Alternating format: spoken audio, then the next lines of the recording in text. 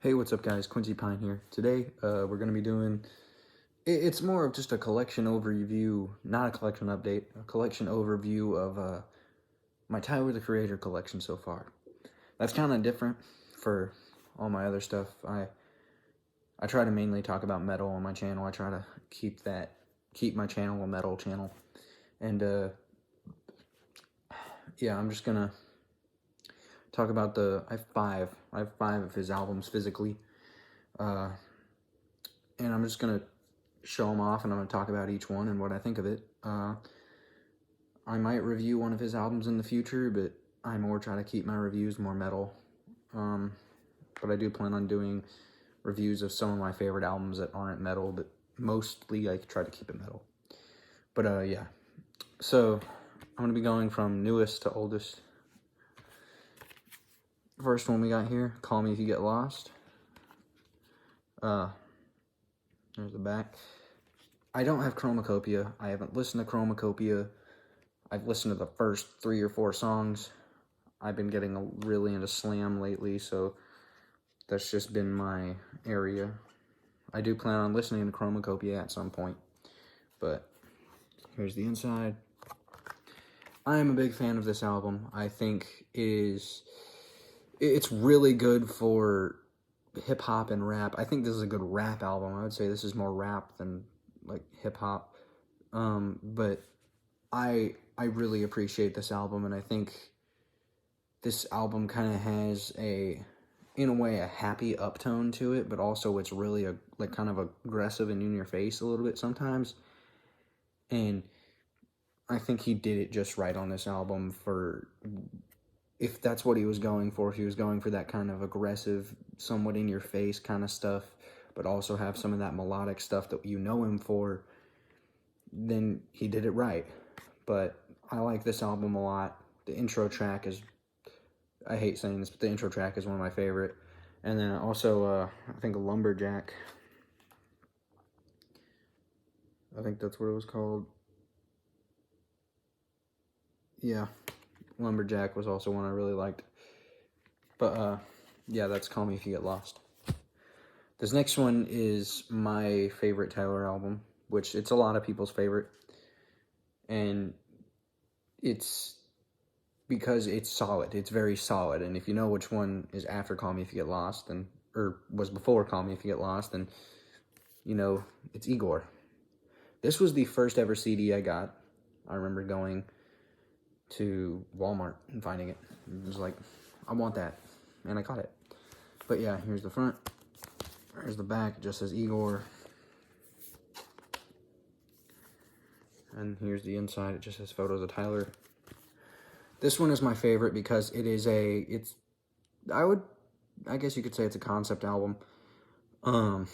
But I think that Tyler changed it up a lot on this album, and he did it right when he changed it up.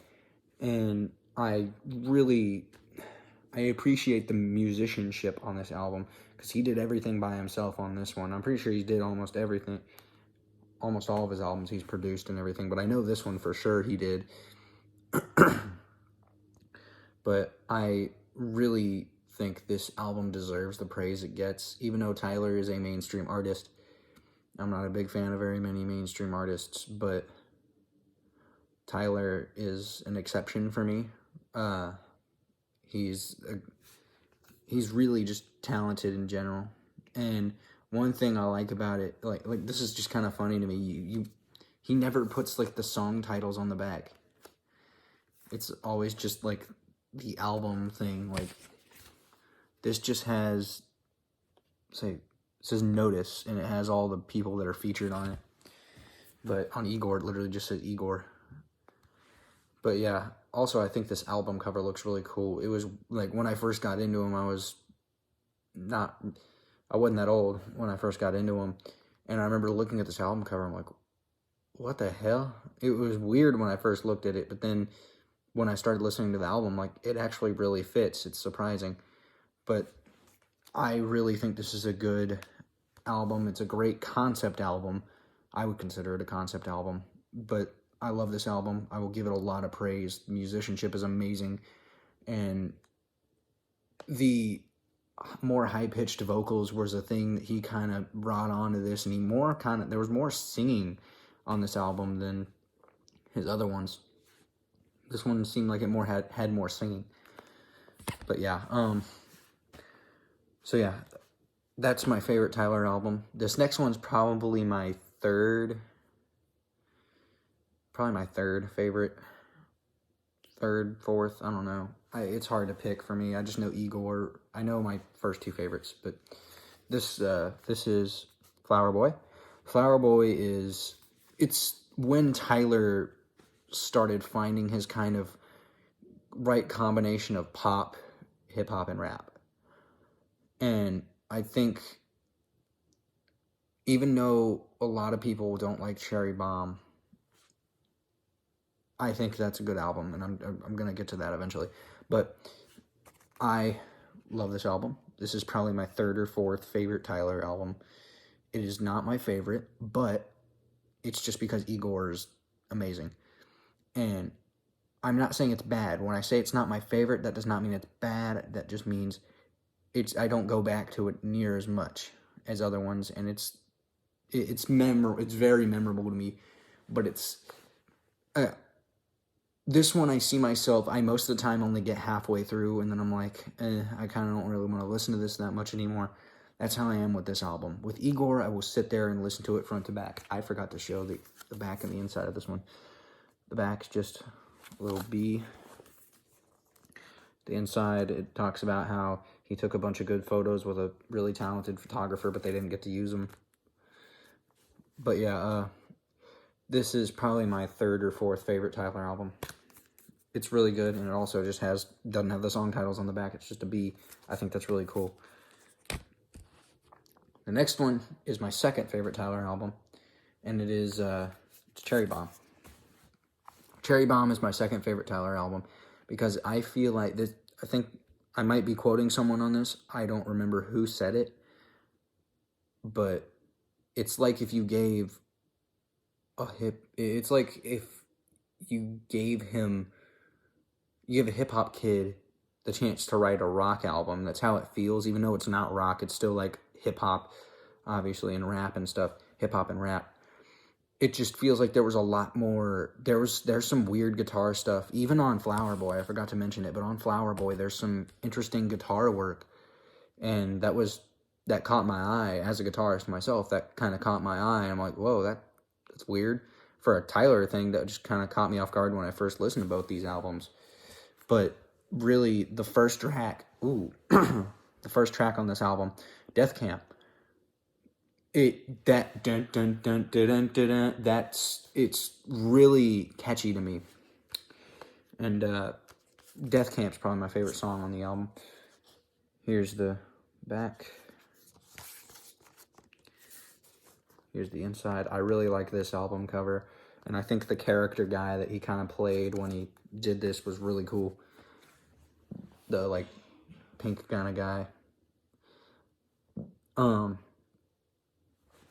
And I think this album, I know a lot of people don't like this because it was like a big transition for him. It was so different. I still think it was really good, and I like it a lot. And I really don't care what people think. I love this album. This is my second favorite Tyler album. We're down to my last one, or at least my last physical copy of a Tyler album. Wolf. This one and Flower Boy fight in my brain a lot for who's like third place. Even though Call Me If You Get Lost, that's really just only two spots for like Tyler albums I have solid are my two favorite, like first and second favorite. But I used to really be into Wolf, and I think this was one of the first Tyler ones after Igor that I got. But yeah, here's the front, here's the back, and this one's a trifold thing. So there's that. There's him, and there's the CD.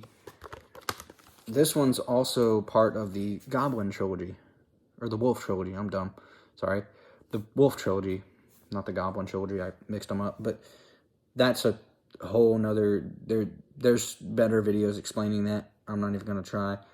And if you haven't heard of that and you're interested, go just look up Tyler, the Creator, Wolf Trilogy on YouTube, and there's a long video that'll explain it. And it's his first 3 albums, all connect, and they're all it's like one big-ass concept album. And this one, by itself, is a concept album, pretty much.